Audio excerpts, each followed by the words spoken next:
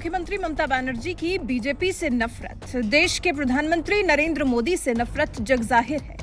हम सबने देखा है कि कैसे जय श्री राम के नारे लगाए जाने से ममता बनर्जी बिफर जाती हैं, आपा खो बैठती हैं, ओल जलोल शब्दों का इस्तेमाल करने लगती हैं। ऐसे में हिंदुत्ववादी योगी भला उनको कैसे भाएंगे? हिंदुत्ववादी योगी भला उनके करीबी नेताओं की लिस्ट में कैसे फिट बैठ पाएंगे? उनके किए काम भला ममता बनर्जी को कैसे पच पाएंगे? नामुमकिन सा है।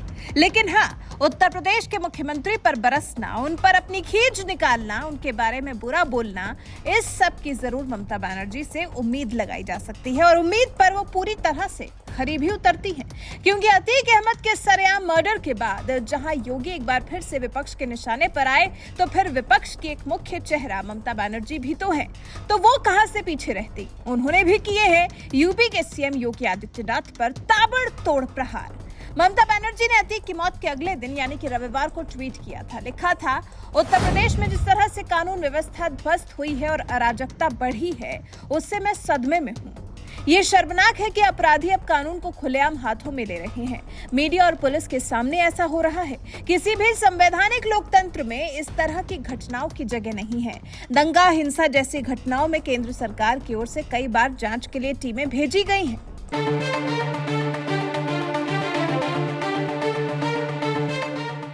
वहीं इसी में आगे जोड़ते हुए ममता बनर्जी ने यह भी कहा कि बंगाल में तो चॉकलेट बम मिल जाए तब भी एनआईए की टीम आ जाती है। आखिर यूपी में केंद्र सरकार की ओर से कितनी टीमें भेजी गई हैं?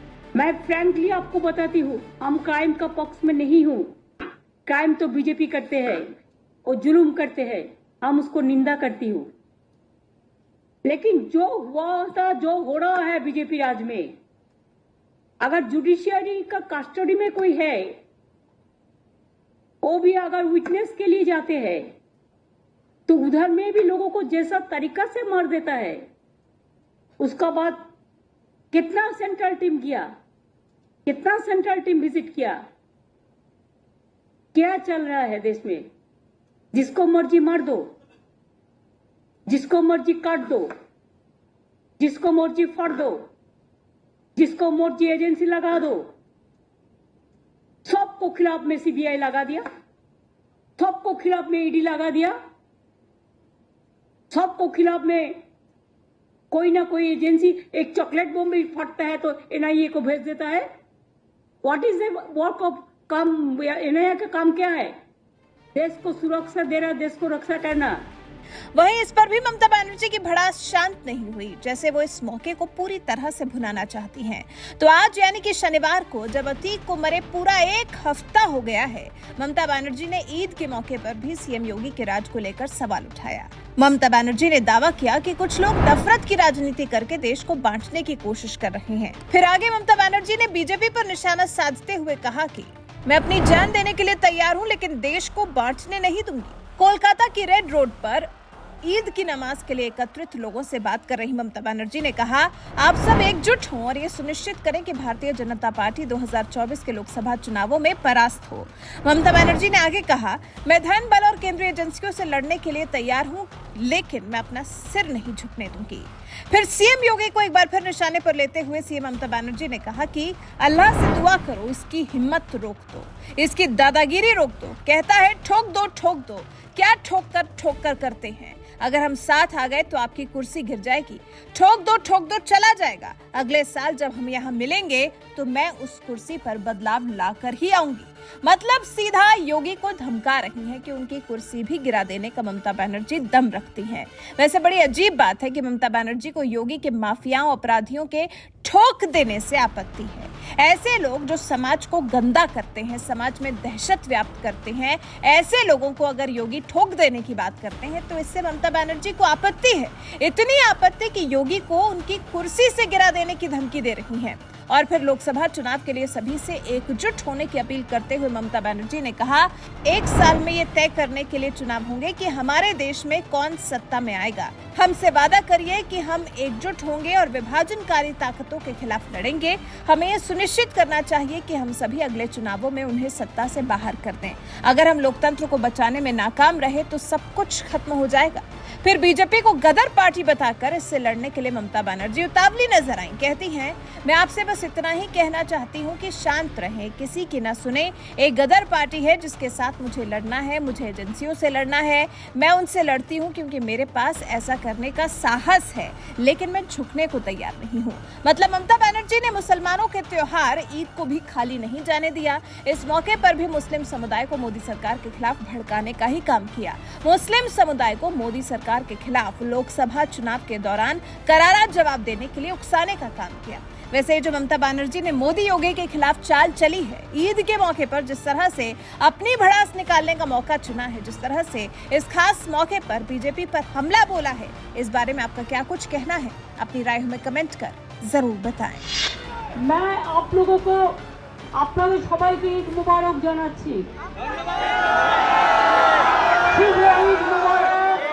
हो रहा तो हो रहा है तो आप लोगों को शुभ ईद मुबारक। आपका परिवार को, आपका परिजन को, आपको दोस्त को और हर विश्व को, हर आदमी को, हमारा बंगाल से विश्व का शांति चाहिए। हम दंगा नहीं चाहते हैं, हम शांति चाहते हैं, हम देश को टुकड़ा करने नहीं चाहते हैं।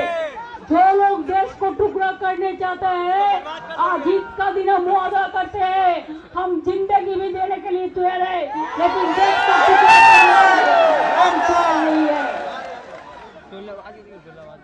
अगर भरोसा है तो इलाही भरोसा है, भरोसा है तो हमका भरोसा है।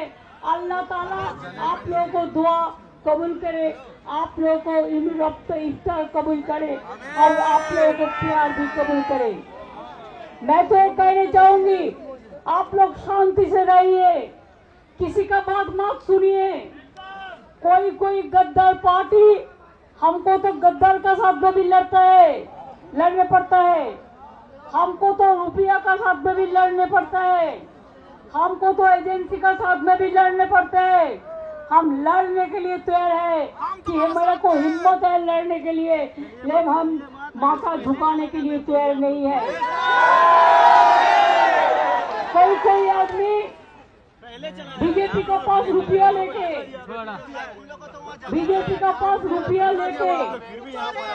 और वो कहते हैं कि मुस्लिम को वोट तोड़ देंगे।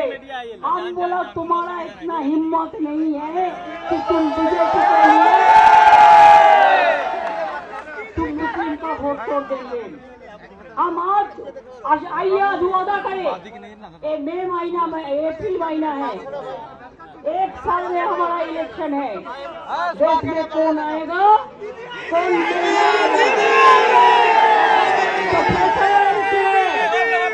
पूरा देश भर फैसला कीजिए। और जितना भी आपको आदमी बाहर में काम करता है और 24 का चुनाव में सबको आना चाहिए, सबको वोट देना चाहिए, सबको अपना काम बनाना चाहिए।